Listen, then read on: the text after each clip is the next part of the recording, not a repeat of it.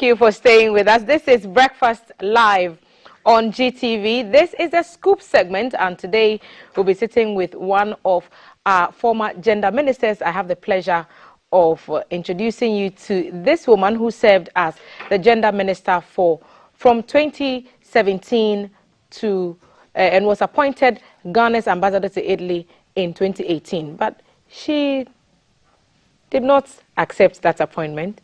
But during her tenure, she made a lot of steps. She worked tirelessly to advance gender equality and promote women's empowerment in Ghana.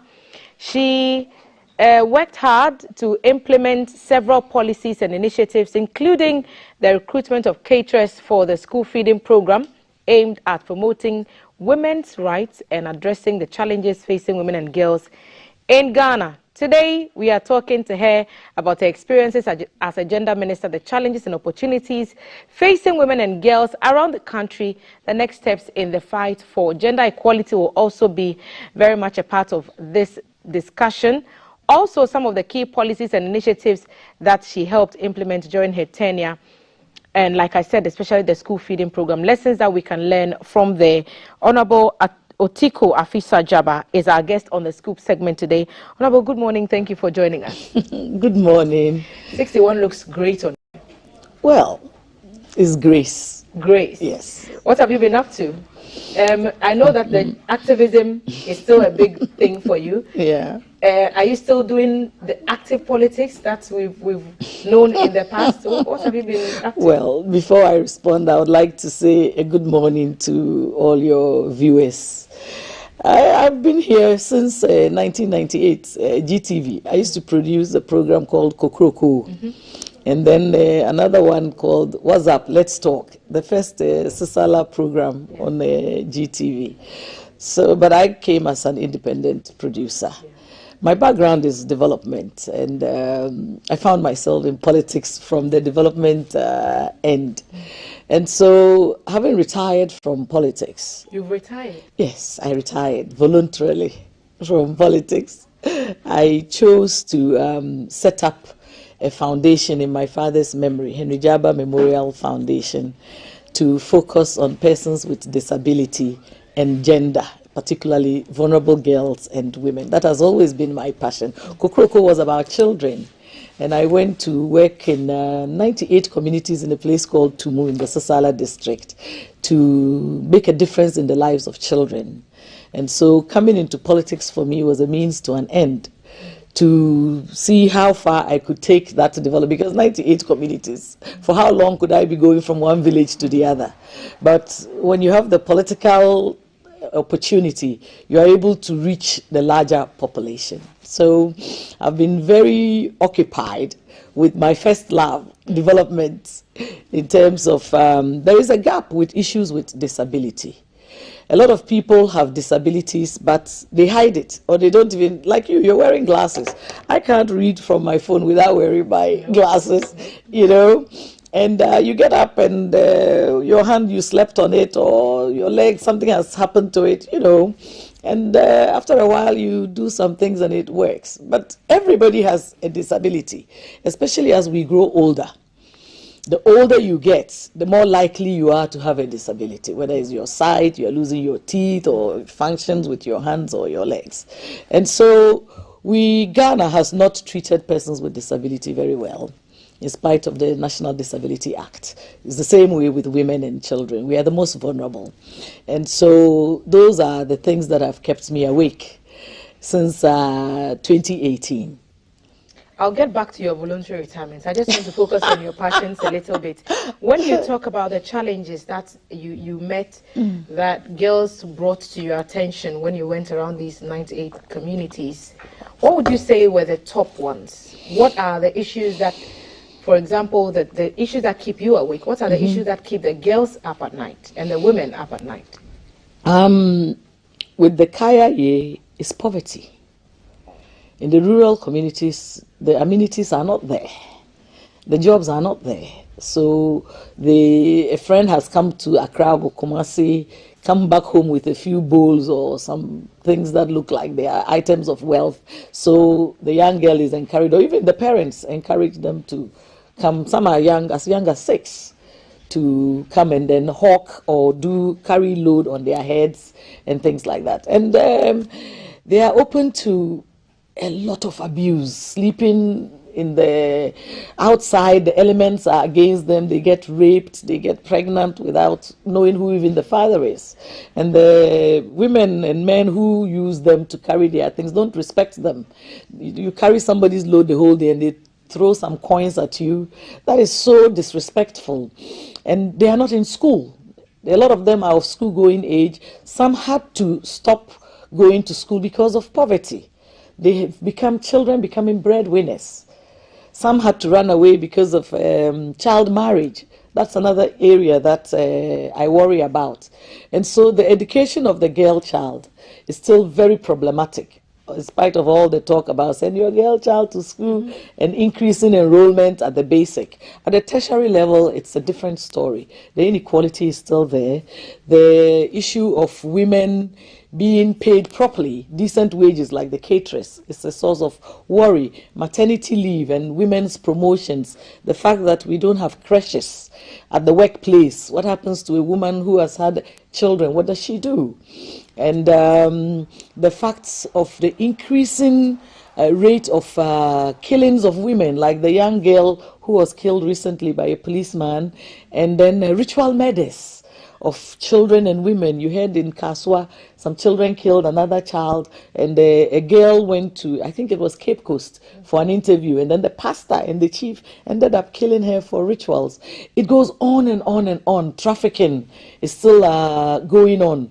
The other issue is women in leadership positions, in governance, at the district level, in parliament, the GBC, in terms of how many women are in decision making. Those are things that worry me, not only because I am a woman, but because I believe that without women in these key leadership positions, Ghana will not develop at the rate at which we want it to develop. You said that you entered politics to offer you a certain platform to get some of your advocacy work through. During your time as gender minister, what were your policies regarding some of the issues that you've talked to us about poverty, about abuse, about non-education or lack of education of the girl child, children becoming breadwinners, the inequalities and stuff that you spoke about? What are some of the policies that you targeted specifically with these challenges that you've mentioned to us? Okay. When I was asked to be the minister, it was like a godsend, because that is my area, my strength, working with women and children in rural Ghana, extremely deprived communities. So it's like my whole life had been working towards this moment. And I worked with a fever, as if I was possessed about the issues. It's like, Eureka, this is what I've always wanted, and I'm here. And so I would wake up extremely early to think about what to do. Being a new minister, you don't know much. And that area has over 11 secretariats and departments. And the issues of the vulnerable, not only children, is gender and social protection. And so one of the key things that we had to do was affirmative action. My predecessor had already taken it to cabinet already, and they had not been able to take it to parliament when we came into government, the MPP. So I had the opportunity to re-look at it, and I put up a technical committee to look at it, because there are people, experts, the net right and all those women who have been working on gender for so long, and I want to say hello to them. They've done a great job, but it's not over yet. And so we took it to cabinet, and they felt that there were some issues that needed to be tweaked. And I sent it back to the technical committee, and to date, it has not even gotten to parliament yet. And for me, that is unacceptable. When we talked about the information bill, it's gone through. We are talking about LGBTQ, all the other letters that come with it. Already, it's in parliament. Why is it that when it comes to issues of women, we delay so much? How much did you push this agenda Oh through? my goodness, I pushed a lot. We organized the sensitization programs for the committee in Parliament, the gender committee. We brought the various key stakeholders. I remember at Fiesta Hotel and then to Dodowa, like I said, set up this technical committee, and we worked on it and worked on it. It should see the light of day now. No woman can wait. A lot of effort, and I told you others had worked on it before I came. So why the delay? Is it because it's a women's issue? But we need to understand in this great country that women's issue are a national issue. We are 51.2%. And so if you don't give the necessary attention to issues of women, you'll be deceiving yourself. Representation is key, and when we talk about some of the things that giving women a space or a seat at the table would mean, it would mean, for example, that when it comes to issues about taxes on sanitary towels, the women in Parliament can make that advocacy. In your tenure, what was the state, and why have we not seen a move forward to remove some of these taxes on sanitary materials, for example? I honestly did not focus on sanitary towels when I was there.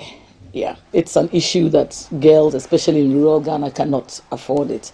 And I would like to add my voice that the taxes should be reduced or withdrawn. The fact is that the women in Parliament are not enough, so their voices are not loud enough. They are not heard. If you have 275 parliamentarians and only 40 are women, you can understand that your voices will be lost. And so being at the seat is not enough. You must make your voice heard. And even when you are not given a seat, you must create your own seat, or take your seat there, or ask a man to get up, because they are the minority, and yet they have the bigger voice because of testosterone or whatever, because they are men. But these are urgent times. Ghana is at a crossroads. And if we don't involve all the key stakeholders, including the women and the persons with disability and the children and all the other key stakeholders, we will talk until we are blue. There's nothing wrong with talking. But beyond the talk, there must be action. And so it is incumbent on the government of the day to understand that come 2030, we're going to account for the Sustainable Development Goals. And the issues of gender will come in. And so affirmative action will be an indicator if we are able to get it passed, especially now.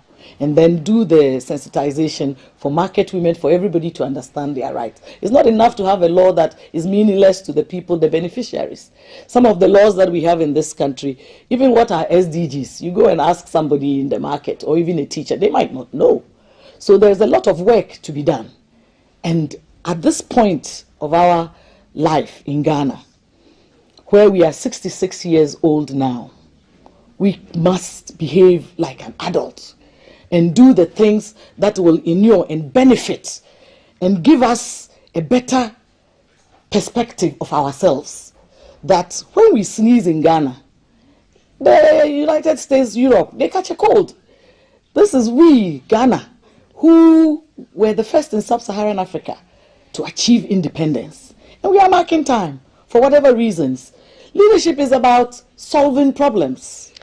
And so issues of women must be number one priority for every government. So when we start even with a girl child and to see them grow, to see the child grow into adolescence and to see them grow into adulthood, there are always issues at every step of the way. It seemed like for the woman, every milestone is a challenge to be overcome. What policies, and I want you to focus on the key interventions that you rolled out for girls, the Girl Child to School Yes active campaign, what were the successes, what were the challenges? And I want us to deal with that bit before we move to the women issues and then the disability issues. Ghana has a Children's Act. Every child of school-going age must be in school.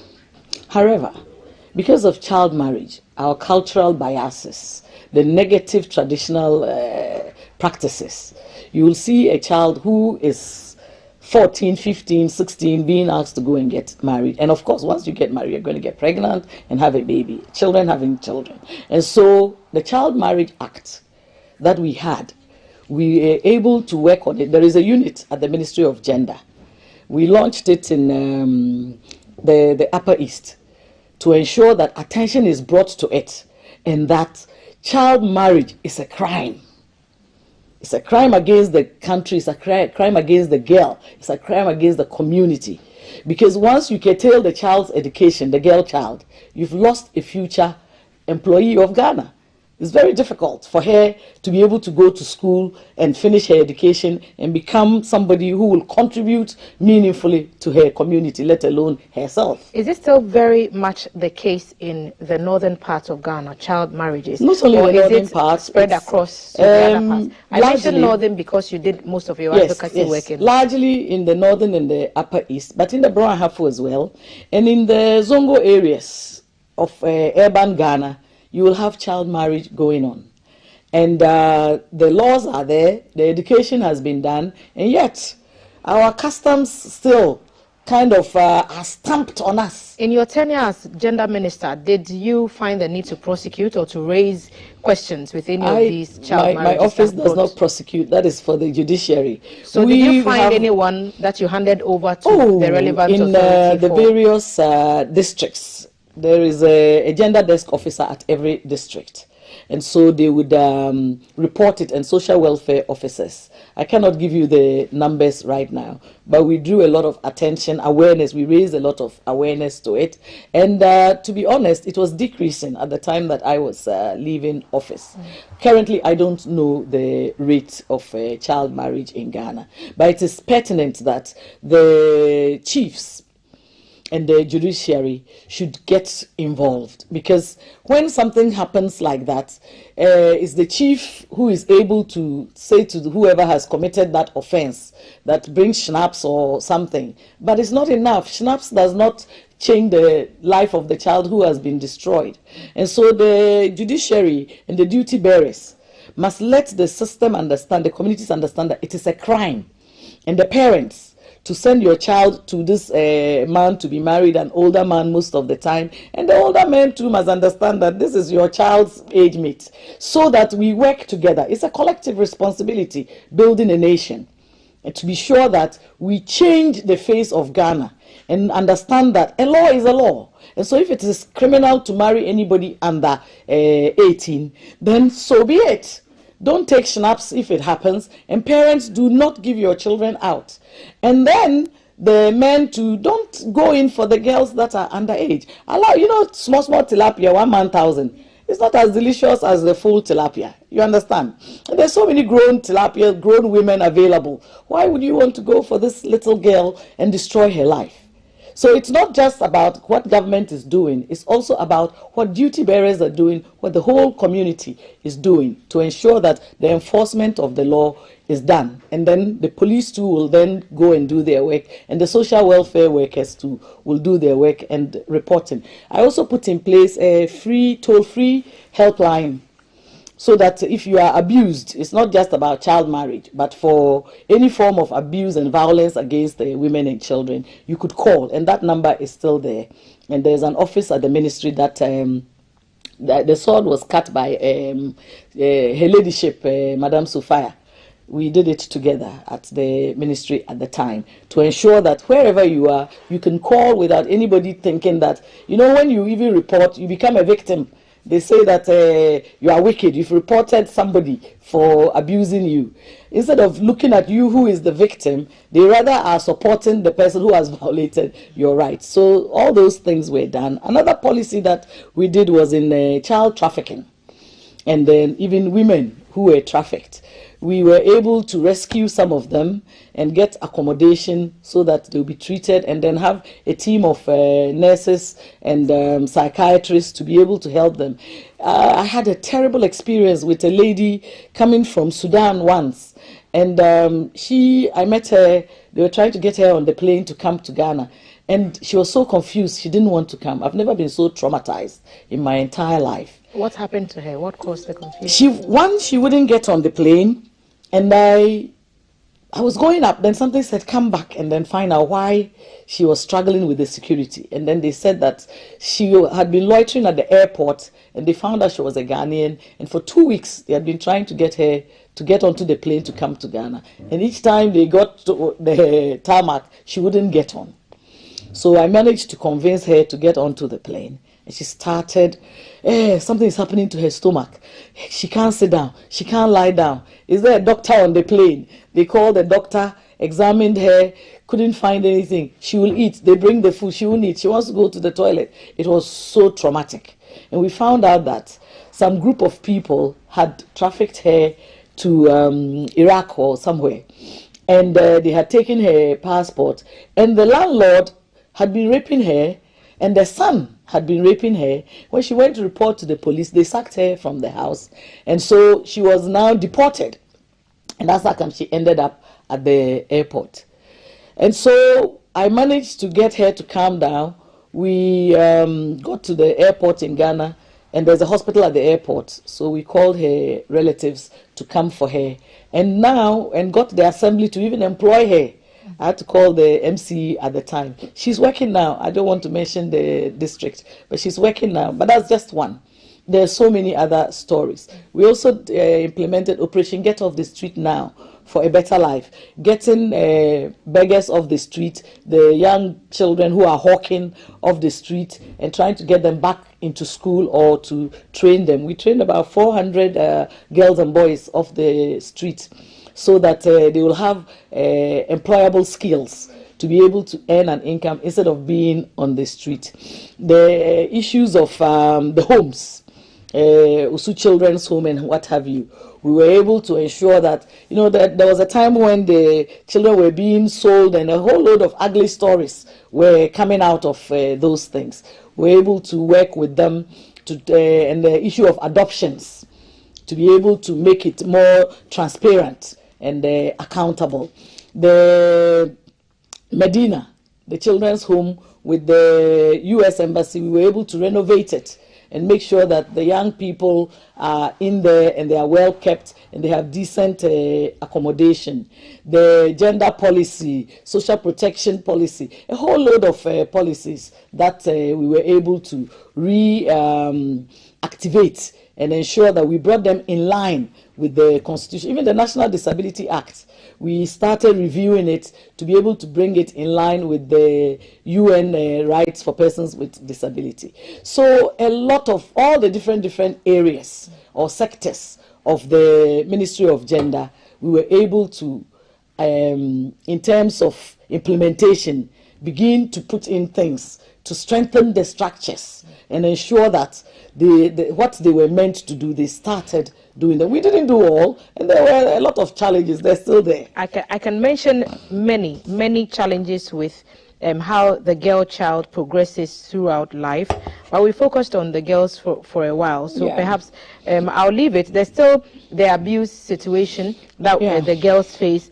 There's still the inability to go to school on the days when a girl is having her period, because we cannot afford the appropriate hygienic menstrual products to make that possible.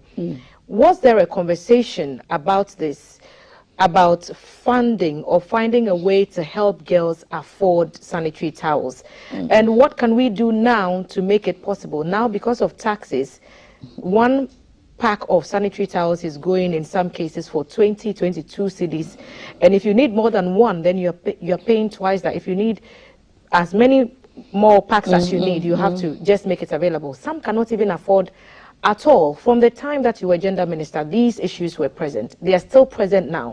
What are we not getting right? How can we fix this? Just have a factory that makes sanitary towels in Ghana. What is a sanitary towel? What is inside it? We have cotton in Ghana. For me, that is the solution. Why are we importing sanitary towels? We looked at all those things when I was at the ministry. And you need to put in a plan for that. You cannot just put in the policy and then have it done immediately. It will take some time setting up these, but the initial action must be taken. so that we can produce these towels here in Ghana. Some people came when I was a minister to talk to me about that we could produce them here. And then they have other things where they have a small funnel that you can insert. The menstrual cup. All of those things, that alternatives were brought out. But for me, the sustainable one is to have the factory here where we can produce it ourselves. Short term, reduce the taxes. Reduce the taxes or eliminate the taxes if it's important enough to us as a nation, and then to put in factories. In the Upper East, they have a lot of cotton growing there. So we could set up those factories there, and even it will be an avenue for employment, so that no girl is left out of school. I remember I had an incident where, I think around the Ashanti region somewhere, there's a river, and it's a taboo to cross that river if you are menstruating. And so for 5 days in every month, or how many days that you menstruate, you cannot go to school because you will not dare cross that river. That is a big challenge. And so many girls are being left out of education, or their education is being delayed or stagnated because of menstruation. So let us reduce to eliminate the taxes, and then to set up the factory here. Let's talk about persons with disability and the challenges that they have accessing any service, even the most basic one. Getting into a government building and there is no proper access into the building. There is no disability toilets in most government facilities. And you can't even mention disability facilities when you're out and about in town. Why have we been so slow to catch up to the urgency of providing these things to persons with disability? The Disability Act spells things out very clearly, and yet the reality is very different. Because there are so many competing needs. And instead of looking at the most vulnerable, we've turned things upside down. And we rather look at those who cry the loudest, those who make the most noise. Then, like the father who has a lot of children, the child who cries, who are very noisy, is the one you respond to. But we need to look at the most vulnerable, because the most vulnerable are more than those who are strong. The poor are more than the wealthy in this country. It's unfortunate that it's like that. The moratorium has elapsed since 2016 for accessibility in Ghana. It was made that every place should now be accessible to persons with disability. New buildings, they are not being done, let alone the old ones.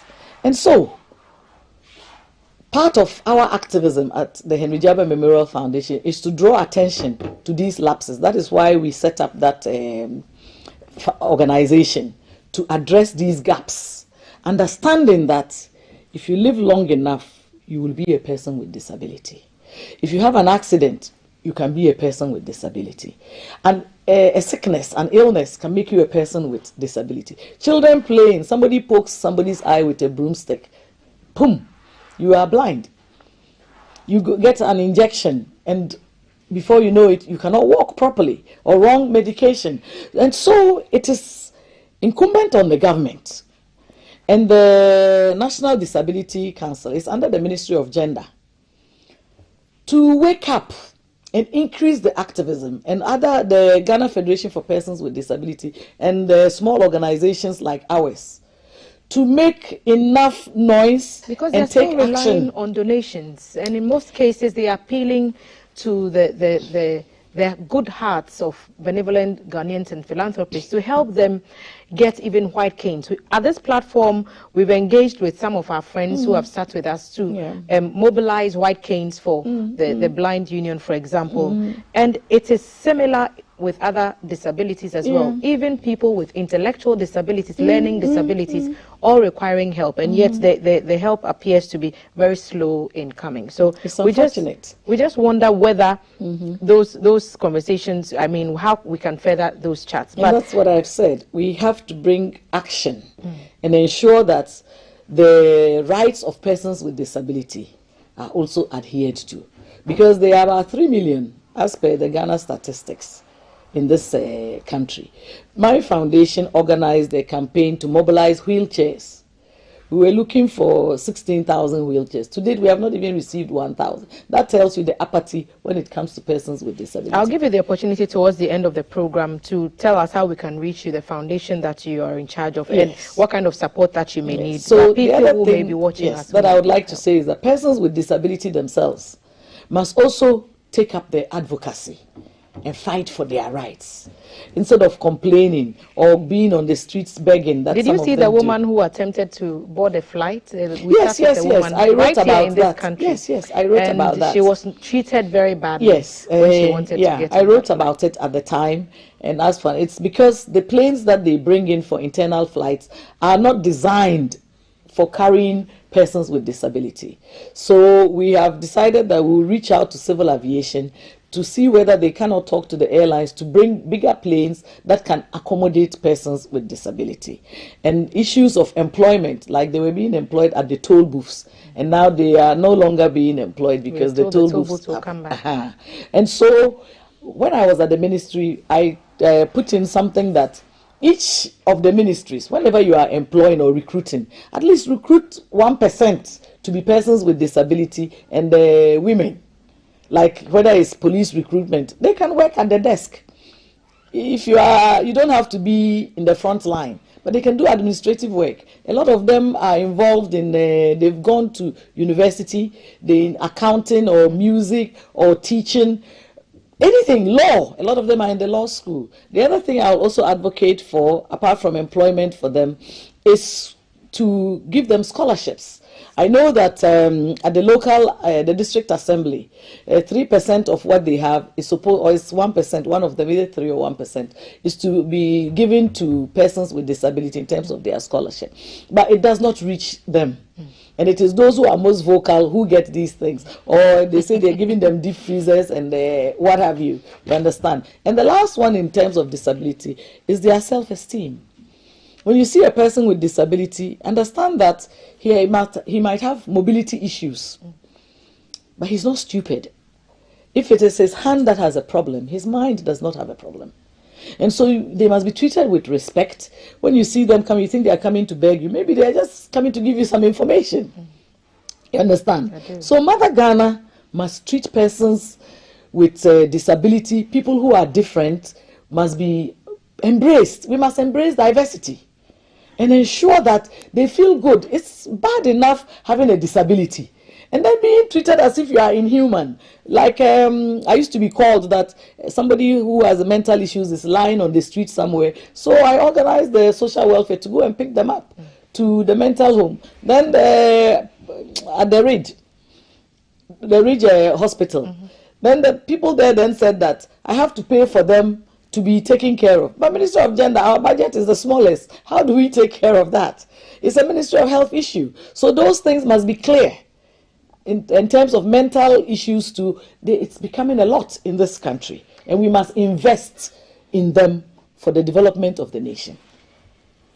Hon Otiko. Yes. Your women have been in the news a lot lately.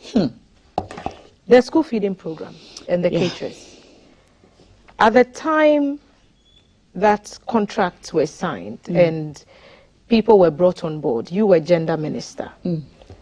The first thing is there's an idea that these are NPP women and that these are contracts that were signed to empower NPP women. Is that the case? Number one, is it a crime? Is that the case? But is it a crime to belong to a party? I am a product of the NPP.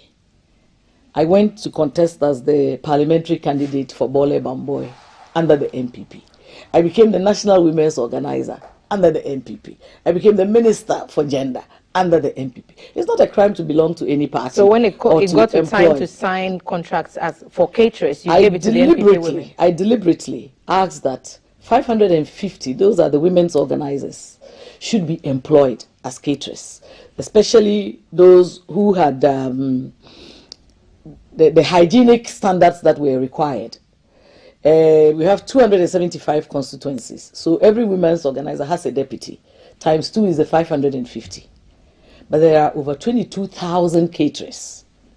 There were NDC caterers there, CPP caterers, some who don't have parties. They are citizens of this country. But there were those that were specifically reserved for. The specific is the 550. I deliberately. We had a policy that those youth organizers should go to YE, and organizers should go to NADMO. And so at the Ministry of Gender, school feeding, creating jobs for these women who are not paid, who don't have jobs, who are single mothers, it's good. So you found the government space to put them in so they can get some income. Yes, and I will not apologize for that. It is important to give people jobs, people who are capable. But the other 22,000, when I got there, some of them were NDC, and they had also not been paid. I was the one who organized with the support of the government to ensure that they came to demonstrate, and they told me that they were NDC caterers, and they were paid. And we gave out forms at the district level, so anybody who was interested in school feeding can go and purchase a form. There's a lady called Arabatego from the Western region. She called me when I was a minister to tell me that she had issues with her school feeding. She was a women's organizer, and I asked them to sort it out. There is nothing wrong with somebody being aligned to a political party working for the government. Everybody in any government organization probably belongs to a certain party. What were the terms of the contract that you signed with these women, and why are we now seeing the agitations? Because the financial side has not been met. Oh, the agitations is not today. They've been there a long time, since school feeding started in 2005. The objective of school feeding is to increase enrollment and promote attendance of school, malnutrition, and create wealth for the caterers, for the farmer, for the trader, to change the whole community. This was towards the Millennium Development Goals and now towards the Sustainable Development Goals. And so when you fast forward to 2017, when I got there, they were being paid 80 pesos. That was small. So under my administration, we went to fight for 2 cedis, and the government agreed to 1 cedi. And then there was a tax of 30 pesos. So they're being paid 97 pesos for hot, nutritious meal. In 2018. It's impossible from 80 pesos to 97 pesos. It's ridiculous. Nobody can cook any meal, let alone a hot, nutritious meal, for 97 pesos. So, of course, they will agitate. The other part of it is that, like I told you, when I became a minister at the beginning, they came to demonstrate against me for their payments. So this is nothing new. If the contract in the school feeding is that you cook for 1 term, so pre-finance it for 1 term, then you are paid so that you can pay the people that you've borrowed monies from, like the banks or microfinance, people that you've gone to credit pepper or salt, the people who cut the onions, to pay them. You know, they will work in lieu of payment. So when you get the money, you go and pay all these people, and the little money that is left, you then use it to cook again. And so when the government owes them, not only 1 term, sometimes 2 terms, some of them 3, 4 terms, it's difficult for them to get money to cook. And then the people they've credited all these things from harass and humiliate them. The indignity. These are change makers. These are women who have looked for this as a job opportunity. I'll tell you that over 80% of those women, caterers today, were employed under my administration. I had the opportunity to employ them. Somewhat responsible. Oh, I do. For their I feel welfare. extremely responsible for them. Is it distressing for you then that knowing that it's your party in power and it is your effort that brought 80% of these people on board, and to see that they are not being paid what is due them? Yeah. Are you making any steps to get some, speaking to people to make sure that some funds are released and they are attended to? I'm talking to you, aren't I? I issued some statements as well that the president should direct the Ministry of Finance to pay them immediately. I've made phone calls. It's not here that I'm going to talk about those things, to ensure that they meet with the caterers. When a child is agitated, you must talk to that child. In this case, the caterer. They have rights. They are a workforce. They are part. We just celebrated May Day. They are part of the workforce of Ghana. And they are only 20, now they are about 30,000. The workforce of Ghana is not more than 13 million. Are then workers not paid every day, every month? These are workers who are supposed to be paid at the end of a term. And the government owes them. So the government has abrogated the contract. And once you are not paying them what you owe them, and the amount you are owing them to is an insult, in my opinion. It's ludicrous. I will use this platform to say that the World Bank, the Common Fund, the National Lotteries, Social Investment Fund, the World Food Organization, and the government should find 5 cedis per child. Prisoners are being paid 1 cedi 80 pesos for their meals. High school, SHS, they are getting 5 cedis 20 pesos. It's an equal pay for the same type of work. And these, we keep saying, the future leaders, they should eat nutritious meals. And it is not possible for anybody to cook any meal for 97 pesos. And when you owe somebody, you should talk well to them. I'm also giving a be careful to the secretariat. They should not threaten anybody. The school feeding caterers are change agents. They are assets to Mother Ghana. And it is because of them that the National School Feeding Secretariat was set up for them to monitor the caterers and ensure that they are doing their work, they are cooking when they should, and that it is nutritious and it is fulfilling the goals for which it is. It is not nyamesom. It is not a favor. It is a contract. And they must be respected, and nobody should threaten them that if you don't cook, we are going to take your school. If you don't come to work, you go on strike. Are you sacked? Strike is the right of any worker in this country and all over the world. And so let us respect the caterers. Let us appreciate them. We should not undervalue them by paying them 97 pesos. What does that mean? If you give them decent meals, it's like a man. When he gives you chop money, good chop money, you give him the share of the chicken. But if he gives you small money, that is the value of his money or of you. You cook the kind of food that he cannot eat. And so let us stop pretending to pay the caterers, so that the caterers will stop pretending to cook. Let us be serious in this country. Ghana is 66 years, and women are extremely, I repeat, extremely important to the development of this country. Just a minute. If we continue to hold women back with an equal pay, if we continue to hold women back with abuse and disrespect, I am telling you this, the development of Ghana will never be the way we want it to be. I am where I am because I am a woman. I enjoy being a woman. I have fought a good fight to be a woman. It is not easy to be a woman. It is not easy. When you are a woman, you have to work extra hard. Just a minute. And so, when we fast track to 2023, the time has come for us to give women a seat. And women, if they don't give you a seat, take your own seat. Fight for your rights. Ensure that the way we bring up our children, that is the way we bring up this Ghana. Women have been too quiet. We cannot allow this country to go to pots. We must fight to bring up our sons and daughters to appreciate the value of the woman. We must ensure that those of us who are alive today, we do the right thing by Mother Ghana, by doing the right thing by women. If you don't do the right thing by women, you will never develop. Go and see Rwanda. Go to the Europe, wherever, like Switzerland. They are treating women well. You see the development.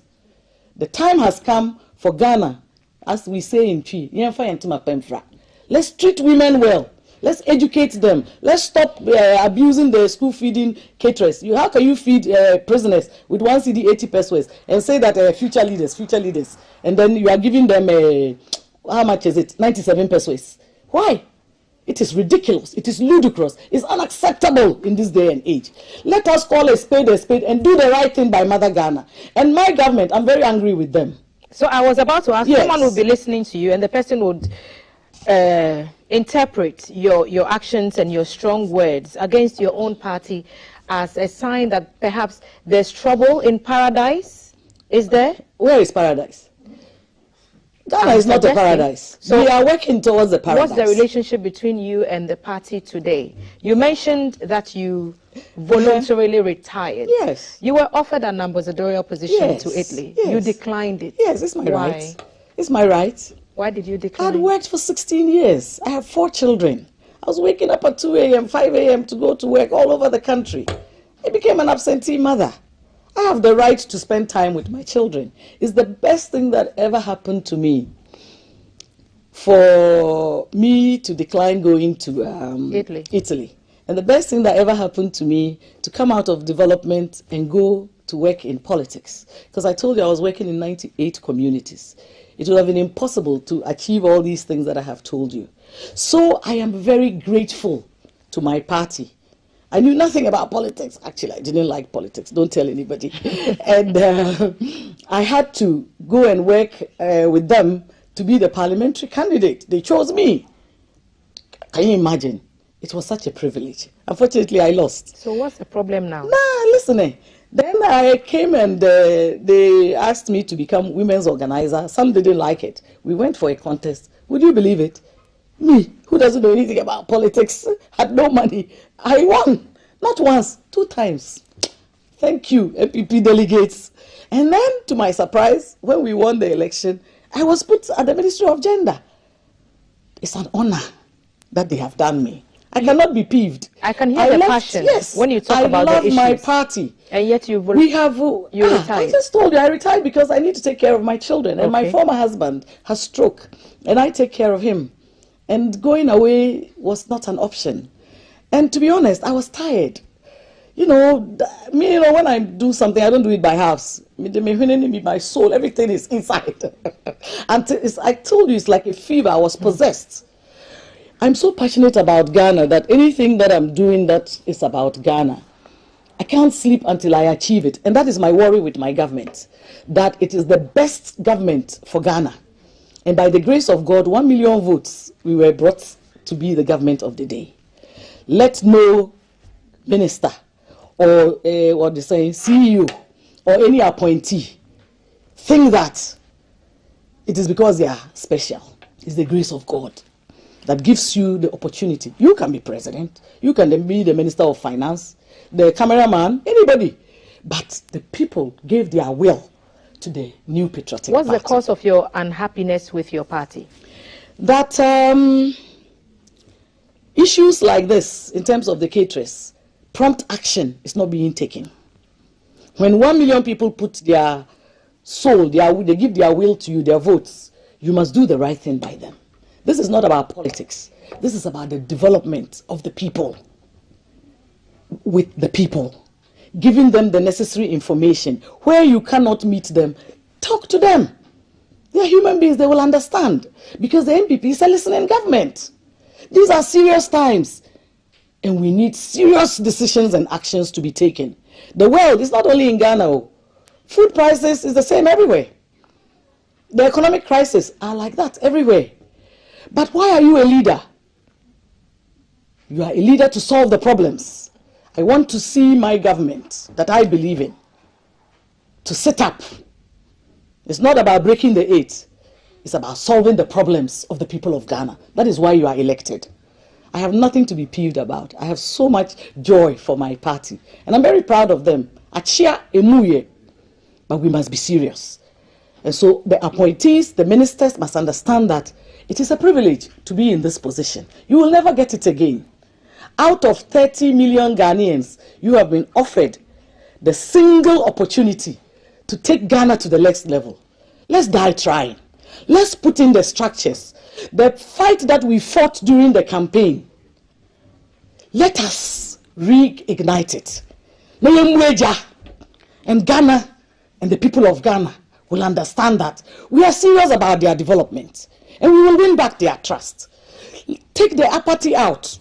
Yes, there are issues. Which life hasn't got issues? But it is our time to get it right. And we must die getting it right. That is why we were elected. And that is why I am so angry. And I want all the ministers and all the appointees and everybody that believes in Ghana to get angry enough. And the government should not take it as that somebody is shaming them or criticism is good to propel you to get it right. And the people of Ghana are waiting for the government to do the right thing. And by God, if we are alive today, let's do everything that we can. All the challenges are opportunities for us to think outside the box and get it right. Ghana deserves it. You and I deserve it. I want to say to your boy, cry. Because, I am 61. I want to see a Ghana that I can believe in. A Ghana that my children will want to be proud of. My great-grandchildren would want to. That is why I spend so much time in rural development. And you are, look at the hours you come here. All the workers in Ghana are fighting for what? For Ghana to be developed. We want to see Ghana going to the moon. We want to see all our streets starred, the water, and all of this. We want to see Ghana, the beautiful Ghana that we dream of. And I say that it is possible.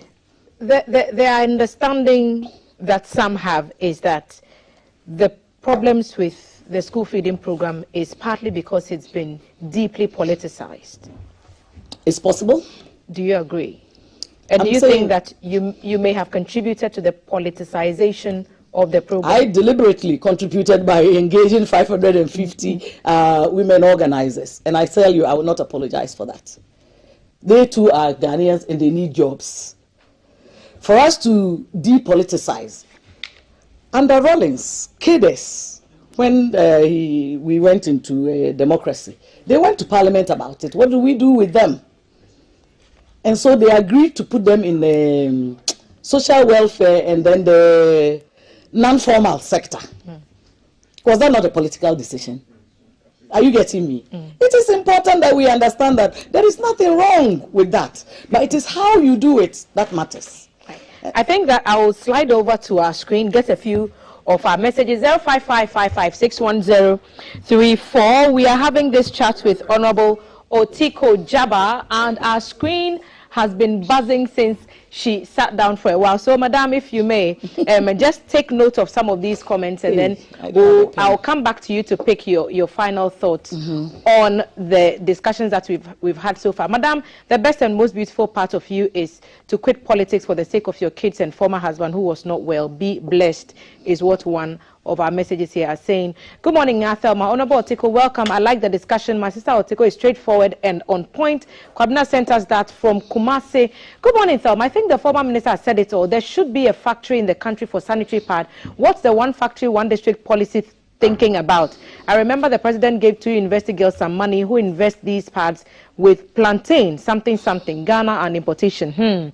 Is what they are saying. Isa joining. Good morning, GTV. Ma Otiko, the Sisala people miss you. We love you. More messages for you, Madam. Madam Otiko Afisa Djaba is an inspiration to women in the country, and she is an embodiment of making great change in society with the initiative she has taken upon herself to contribute to a quota towards national development and women empowerment. Irrespective of her voluntary retirement from active politics, she would be remembered for enormous contribution in our body politics. She's undoubtedly a development-oriented personality. I admire her for that desire to make great change, especially with women. Keep it up, is what Abdul is saying. Happy May Day. Never destroy a bridge crossing it because you may need it after. Someone sending us some inspirational quotes there. Very useful policy programs of states, but some people don't want change. What education will you give us on women who refuse new ways? Okay, I'm going to slide and take just a couple more from the top. This lady is always beaming with energy and truth. I just love her. Please, I'm ready to partner you. Keep doing right and speaking right. Caleb sent us that. It's sad that we are not committed to the ideals of the disabled. They are only used as political tools in their manifestos. It's time to put a stop to the political rhetorics and become proper stewards, taking into consideration that every political leader will give account of his or her stewardship. You see how the screen is buzzing. I'm trying to get everybody's own in a little bit. I enjoyed the discussion. God bless you as well. This lady is always saying the truth. Your father, and perhaps this may be very personal, Mr. Henry Djaba was my uncle's friend, so someone knows you personally. Ebenezer says you truly have the resilient energy of Sir Henry Djaba. In fact, I so appreciate your efforts, Honorable Otiko Djaba. You've really fought a good fight. Thank you. So all positive comments on there. Love this woman. My husband met her in Germany some years back and he's talked good about her. Much blessings. Honorable Otiko, you are on point. I adore your vim. Good morning, GTV. I hope she has stopped insulting John Yakubu. You're a good friend. Who is John Yakubu? We'll get to that in a bit. Come on, what Mommy is saying is totally true. I support her. God bless. Can you speak to your success stories with the NGO work? Alhaji Dauda is asking from Medina Estate. And I want you to talk about some of the things that you're doing, your organization, and the activities that you get up to. What kind of support do you need, and how can people reach you? But who is John Yakubu? Let's answer the question that about your agency and what you do, and the support that people can give you. And then you tell me who John Yakubu is. I'll tell you who he is. All right. And then some of the issues that came up, I made some points so that we can talk about them. Henry Djaba Memorial Foundation was set up in 2018, December, after I retired from politics. And we do mainly advocacy and sensitizing, raising awareness to change the minds of persons with disability and vulnerable people. And so we have organized a television program called Let's Talk Ability. Let's Talk Ability, talking about the ability. It's our flagship program. It used to be on TV3, now it was on Adom TV. For lack of sponsorship, we've taken it off this year. But it served a fantastic purpose. It opened up the issues of disability and brought them to the limelight. We also set up the campaign for mobilizing 16,000 wheelchairs. We organized the women and persons with disability to win district assembly elections because, like I said, they are not in leadership positions. And so we collaborated with some partners to train them to ensure that we are able to, we trained 148 women and persons with disability. And that year, 20 of them won. Oh. I'm very proud of them. Some of them are still there and they'll be going again. And the other thing, we set up with another partner, the Henry Djaba Memorial Center for Ideas and Knowledge in Somanya, where women and girls with disability are being trained in hairdressing, in fashion design, bead making, and other skills to give them an income and a sense of worth. We have also, through the something called the Canadian Fund, we're able to train women who are interested in parliament and leadership positions in communication skills. We have organized National Kaya Dialogue, one in the north and one in the south. We brought all the key stakeholders together. We did it with different partners, Plan International, the Ministry of Sports, and all of that, to be able to understand their issues, looking at reducing the numbers, and then rebranding it. Instead of calling them Kaya, they are potters. You know, instead of watchman, we have security men. That is the rebranding we are looking for, and to ensure that the young people get into school. When I was at the ministry with UNFPA, we were able to do research and do a data collection to find out the number of girls who are on the streets. And it's important that all of those girls of school-going age are put into school. And that we'll have to work with Ministry of Education to see how to do. Is there a number if people want to support you? I want us to get that so yes, that number is 024 123 5199. That's the office number, 024 123 5199. We are on Instagram, Twitter, YouTube, all of that with the Henry Djaba Foundation. If you Google it, you will see us there. All right. Yeah. And we have a Momo number, and that is 024 851 0065. Some of the persons with disability, they get evicted from their homes, they have medical issues, raising funds for them. So we have a Momo account to support them with the issues that they can't. Because you are so big on advocacy, I want to pick your thoughts on our current fight against this. This morning, I am not going to talk about Galamsey and. So you know what it is. But of course, this was from September. This is from April. Yes. September 2022, April. I don't want to lose focus on what I came here to talk about. I want to talk about the school feeding and the other issues of vulnerable people. The issues of environment must be left to those who know more about it. And my personal views on it. Boateng's thoughts on the matter. I will say no comment. I will not want to comment on that. Would you vote in 2024 or not? But of course, I have voted since I got my voting card. Why wouldn't I vote? Would you vote for your party? Definitely, I will vote for my party. What other party will I vote for? I told you that MPP is the best government for Ghana. What are some of the things? Are you voting because it's NPP, or are you voting based on specific issues that you've identified? I did tell you that I have retired from politics. You want to pull me into it? I don't think once a politician. Oh no. Those things are not really pertinent right now. The issue of today is that we are at a crossroads. The government is struggling to get things right, and I am pleading with them. They don't have a choice to get it right. That is the most important part, that we fought to come to power to make Ghana as sweet as Calipo. And if we can't get to that Calipo, we must die trying. We must make Ghanaians feel good about voting for us. And we have made some mistakes. Nobody is perfect, but we have achieved some things. That is a topic for another day. But for the things that we have not been able to do right, I urge the government and my former colleagues and the appointees to remove the apathy and to sit up, shake yourself, and get angry enough to righten those mistakes. And then the people of Ghana will have their confidence in us restored. For me, the development of Ghana is more important than the politics of it. The politics, yes, it has its role, but political will must be directed at impacting and improving upon the lives of the people. That is where I am coming from. Like I said, this is a beautiful country. Don't mind the mosquitoes in the water. And all of us must also, it's a collective responsibility. It is not only government. The people of Ghana also have a responsibility. The citizens of Ghana, the chiefs, everybody has a responsibility to ensure that the right thing is done now. You are not alive just for your sake. You are not here just for your sake. I am not here just for my sake. We are all here at this particular moment in time by the grace of God to make sure that we get it right for Mother Ghana. And all of us should be charged up and excited about it. Yes. Based on that? Yes. Do you think the NPP will win 2024? That is for the good people of Ghana. I'm not a dreamer. I'm a realist. So from your perspective, from where you look at things, do you think NPP is winning this? I say that there are a lot of challenges. Okay. Some of the confidence. The NDC might win? Hey, politics, until the votes are counted.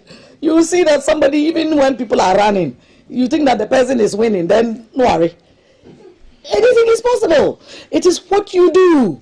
If you love the people and you show them love and you treat them with love and you fulfill at least some of the things that they want, they will vote for you. You think your party is It's like a love affair. You think your party is They're doing some of it. They're doing some of it. They're not getting it all right. Let me say, Achia Emuye. But there is something I want to address. Okay. Somebody talked about insults. I never insulted anybody. I was very well brought up. I'm forthright. I speak my mind. If I am not, like I'm speaking now, I'm not insulting anybody, but I'm speaking my mind. And I have the right to speak my mind. Everybody has the right to speak their mind. I have never insulted anybody. I can describe something and you can disagree with me. It's not an insult. Honorable, this vim that you have, are you eyeing a prize? What prize? Do you have any ambitions? Oh, Jesus. My ambition is Ghana. Do you want some posts? What post again? Or do you want to run for something? For what? God has blessed me so much. From nowhere, I became a parliamentary candidate for Bole Bomboy. So this time is the idea to become what? An MP or I don't want to be an MP again. I'm 61. Why there are young people like you? Why would I want to become an MP? I want to see Ghana develop.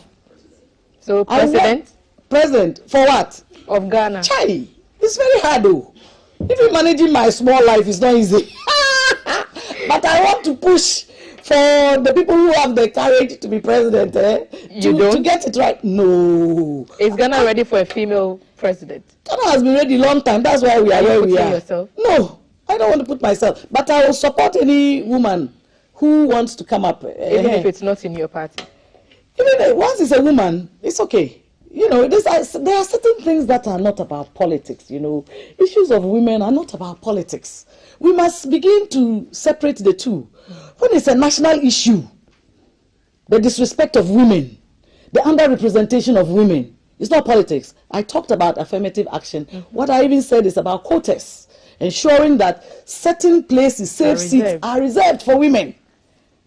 And any woman who is standing, if you have all the women, definitely it doesn't matter which party, a woman will win and we'll get more women. They did it in Rwanda. We can do it in Ghana. Honorable Otiko Djaba sitting with us on the Scoop segment, and I've been trying to put her into a bit of a corner, pick her thoughts on some of her political. You cannot out-fox an old fox. She's proving to be quite a fox in that matter. I've been doing this for too long. On the screen, and he's going to pick a few more of our message before we go on. Mr. Day. The young fox wants to ask the old fox, who is your favorite candidate in the NPP to win the Blackberry candidate? I don't have a favorite. Who would you like to win? I don't care who wins. They are all capable. Okay, let's go. The young fox has been outfoxed. Good morning. I'm sad Madam Otiko did not come to the defense of the caterers when they were complaining about the treatment they were being subjected to. That's a lie. Okay, simple. It's not true. Frida says, Mommy, I appreciate your effort. God bless you and your work. Honorable, I love you dearly for your emotional talks from Ash Joe. Good morning, GTV. Hope she has stopped insulting John Mahama. You addressed that. So John Yakubu is John Mahama. That's what the person was saying. No. John is my cousin. Yes. And he's older than me. I'm very well brought up. I will not insult him. The thing is, they think that every Gonja should be supporting John Mahama. Me, I'm not a Gonja like that too. Gonjas are patrilineal. I am a Krobo. That's what they told me when I was contesting in Bole. Really? And it is okay for him to be where he is and for me to be where I am. His destiny is different from mine. We cannot all like fufu or TZ. And the campaign that we went through, the issues that I raised were pertinent at the time. And when, like I said, when you say something about somebody that others don't accept, it's not an insult. That is how I feel, and I still hold to those things. It does not mean that I was insulting him. People should go to the dictionary and understand what an insult. If I say your crooked nose, then I've insulted you. But if I like my crooked nose, that is your problem. And somebody might like your crooked nose. You know what I mean? By the way, I like my crooked nose. I'm okay with it. I also like my crooked one. That's all. Good morning, all. What she said she's done is true. Nothing true, but may Allah bless her for her good work done. You have more time? A couple more, then we will wrap this up.